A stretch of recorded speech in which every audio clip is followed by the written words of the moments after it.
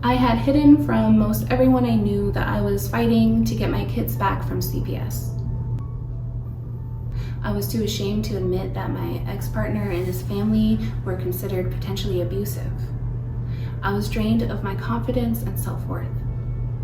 My mom helped convince me to show up at the YWCA. I wouldn't admit, even to myself, that I was in an abusive situation. But CPS told me that I was going to lose my parental rights permanently unless I left my ex's home. I told the advocates my story, glossing over the abuse, but I hadn't fooled anybody, and they offered me a room in the shelter. My first night at the YWCA was hard. I remember standing under a light, picking out travel-sized soaps from a basket, and at the time, they were the most luxurious thing that I owned, and it seemed to mock me.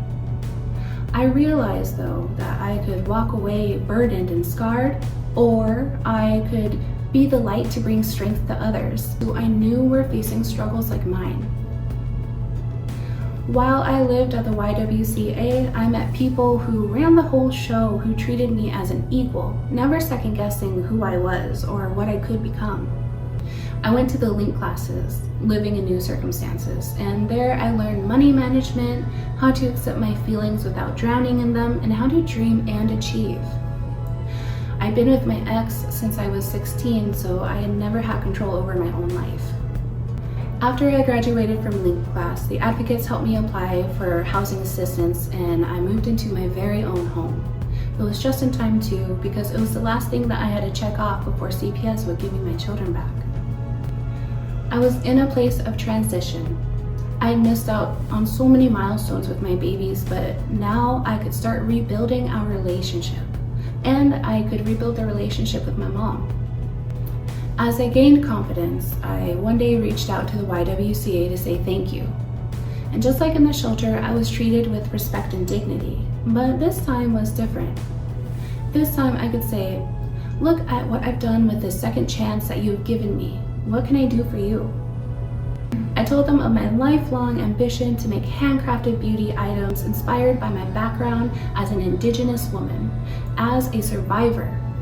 I told them of that night under the ceiling light when I dreamed of finding a way to shine. And now I wanted to include the women in the shelter in that dream.